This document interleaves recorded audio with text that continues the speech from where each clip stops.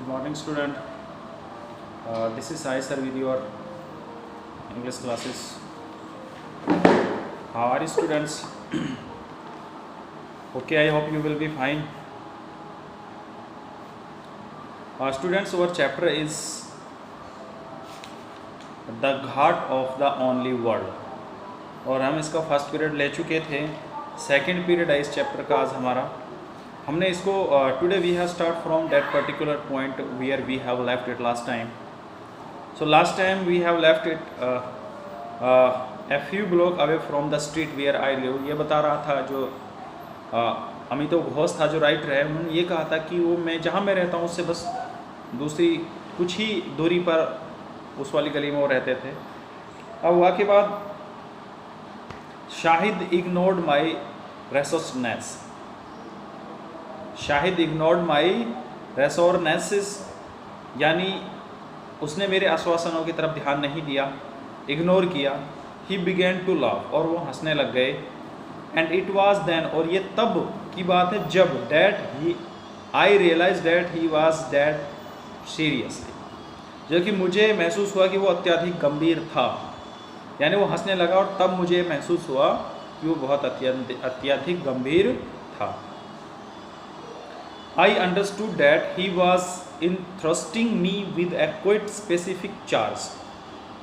यानी I understood that मैं समझ गया था he was entrusting me, वो मुझे एक विशेष जिम्मेवारी देना चाहते हैं with a quite specific charge.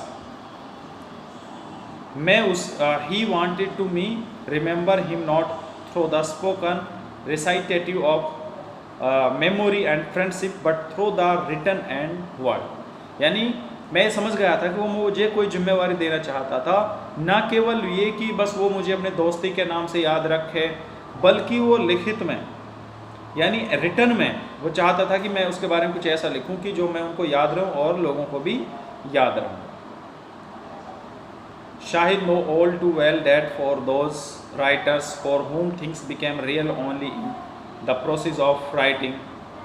Shahid ये जानता था उन सब राइटर्स के बारे में जो ये सोचते थे कि things became real only in the process of writing, की चीज़ें केवल वास्तविक तभी होती हैं जब वो लिखित प्रक्रिया होती है. There is an inbuilt resistance to dealing with loss and bereavement. यानी शाहिद ये जानते थे कि लेखकों के लिए, जिनके लिए वो केवल लिखित प्रक्रिया में चीज़ों को वास्तविक बनाती, हानि और शौक से निपटने के लिए आंतरिक प्रतिरोधक शक्ति होती है. He know that my instinct would have lead me to search for reason to avoid writing about his death. उसे मालूम था कि मेरी सहज वृत्ति उसकी मृत्यु के बारे में लिखने से बचाने के लिए मुझे कुछ तर्क ढूंढने पड़ेंगे. इंस्टेक्ट्स, तर्क. I would have told myself और मैंने अपने आप से कहा डैट कि I was not a poet, मैं कोई कवि नहीं हूँ. डैट और friendship was of recent date और हमारी दोस्ती भी अभी हुई है, जल्दी ही, कुछ समय पहले ही. That there were many others who know him much better and would be writing from greater understanding and knowledge. और मैं ये भी जानता हूँ कि उससे, और मेरी दोस्ती तो इससे अभी रिसेंटली हुई है, इससे और बहुत सारे ऐसे जानने वाले होंगे जो मेरे से अच्छा लिख सकते हैं इसके बारे में, जो इसके बारे में मेरे से ज़्यादा जानते होंगे. All this Shahid had guessed and he had decide to shut off those roots while there is still time.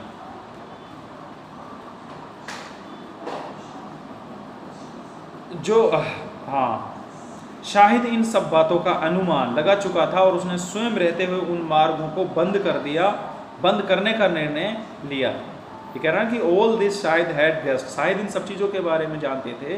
And he had decide to, और उसने निर्णय कर लिया था to shut off those roots while there was still time, यानी उन सारे मार्गों को बंद करने का निर्णय ले लिया था जो उस समय रहने थे.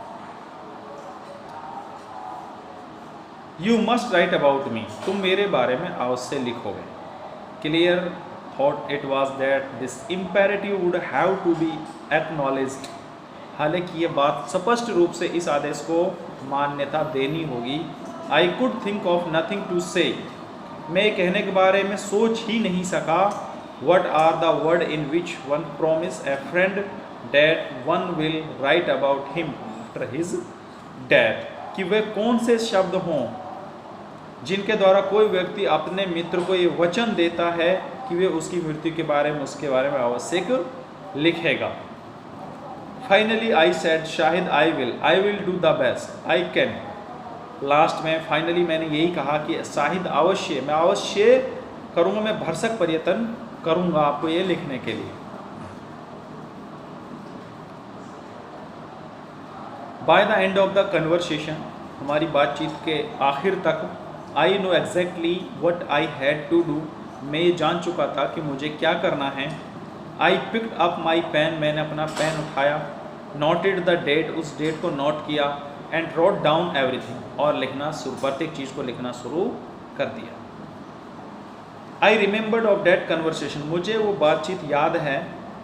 This I continue to do for a next few months, जो मैं अगले कुछ महीनों तक कंटिन्यू करता रहा।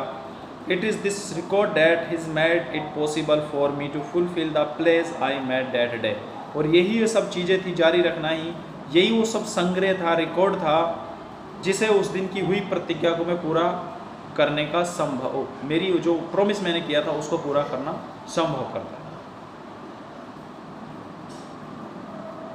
आई know Shahid see work long before I meet him, मैं शाहिद से मिलने से पहले उसके काम के बारे में जान चुका था। His 1997 collection The Country Without a Post Office, उसकी 1997 के संकलन The Country Without Post Office had made a powerful impression on me. Powerful impression मतलब मेरे ऊपर बहुत बड़ा प्रभाव उन्होंने छोड़ा था।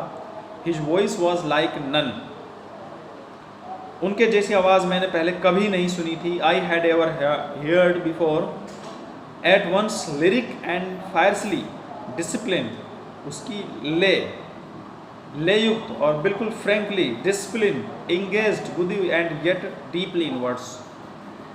Not for him the mock casual almost prose of so much contemporary poetry, his was a voice that was not ashamed to speak in a bardic register। वो कह रहा है कि यद्यपि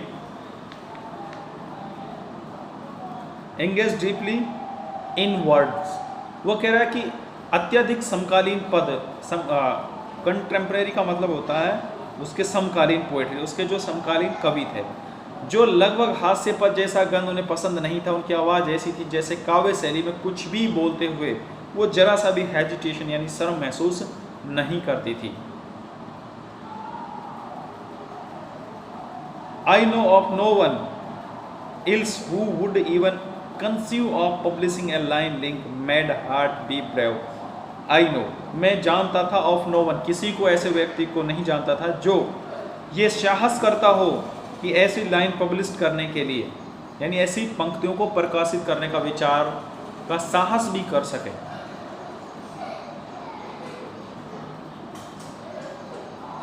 उसके बाद इन 1998 I quoted A lawn from the Country Without a Post office in article that touched briefly on Kashmir. वो कह रहा है कि सन 1998 में द कंट्री विदाउट पोस्ट से एक पंक्ति एक लेख से उद्धृत की जिसमें कश्मीर की संक्षिप्त चर्चा थी। At the time all I know about Shahid was that he was from Srinagar and he study in Delhi. ये जैसा कि उस समय हम शाहिद के बारे में केवल इतना ही जानते थे कि शाहिद का जन्म कश्मीर में हुआ था, कश्मीर के श्रीनगर में हुआ था, और उसकी जो स्टडी हुई थी वो दिल्ली में हुई थी। I had been at Delhi University myself, मैं भी उस समय दिल्ली यूनिवर्सिटी में ही पढ़ता था। But I thought over time there had briefly overlapped, लेकिन उस समय हमारी मुलाकात बहुत कम थी। वी हैड नेवर मीट, हम मिले नहीं थे कभी, सुना था बस।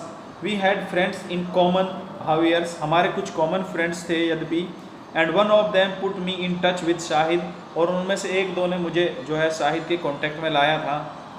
इन 1998 एंड 1999, 1998 और 1999, we had several conversation on the phone, हमारी बहुत सारी बातें हुई थी फ़ोन के द्वारा। And even meet a couple of time, और एक दो बार हम मिले भी थे। But we are no more than acquaintances until he move to Brooklyn the next year. पर जब तक वो ब्रोकलाइन अगले साल शिफ्ट नहीं हुए थे तब तक हम वो मेरा कुछ खास जाना पहचाना नहीं था। Once we were in the same neighbourhoods, एक बार तो हम बिल्कुल एक ही जगह पड़ोसी थे। We began to meet for occasional meals, और हम कभी कभी अपने जो किसी फंक्शनल भोजन पर हम मिलते थे। And quickly discovered that we had a great deal in a common, और मुझे ये जल्दी ही महसूस हो गया और हमारी जो मित्रता की प्रगति वो जो है वो बहुत स्ट्रॉन्ग हो गई। बाय दिस टाइम, इस समय, ऑफ कोर्स, निसंदेह, Shahid's condition was already serious, Shahid की जो हालत थी वो बहुत नाजुक हो चुकी थी। Yet his illness did not impair the progress of our friendship, यद्यपि उसकी इस बीमारी ने हमारी जो दोस्ती थी उसके ऊपर कोई ज़्यादा असर नहीं डाला था। We found that we had a huge roster of common friends in India, America and elsewhere. We discovered a shared love of rogan josh, Roshanara Begum and Kishore Kumar, a mutual indifference to cricket and equal attachment to old Bombay films. वो कह रहा है कि ऐसी बहुत सारी फ्रेंड्सों की list थी जो चाहे वो अमेरिका से थे, चाहे वो चीन भारत से थे, वो या किसी अन्य स्थान पर थे। हमने पाया कि रोगन जोशा, रोशनारा बेगम, किशोर कुमार के प्रति हमारे प्यार भागीदारी थी, क्रिकेट के प्रति हमारी साझी उदासीनता थी, और मुंबई की पुरानी फिल्मों के प्रति हमारा लगाव बराबर था। Because of Sahit's condition, even the most travel actions had a special charge and urgency of the inescapable poignance of talking about food and half-forgotten figures from the past with a man who know himself to be dying. उसकी बीमारी के कारण हमारी कुछ हल्की फुल्की बात भी बहुत इंपॉर्टेंट थी, और ऐसे आदमी के साथ जिसको ये पता था कि उसकी जो है मृत्यु नज़दीक है। Was a multiple in the instance by the knowledge that this man was also a poet, और एक ऐसा आदमी जो कि ये आदमी था वो एक बहुत महान कवि था। Who had achieved greatness, जिसने एक बहुत महानता प्राप्त की थी। Perhaps the only such that I shall ever now as a friend, और संभवतः मात्र ऐसी थी जिसे एक मित्र के रूप में मैं सदा याद रखूँगा। तो इससे आगे बेटा हम कल रीड करेंगे। आज के लिए इतना ही। Thank you for your kind.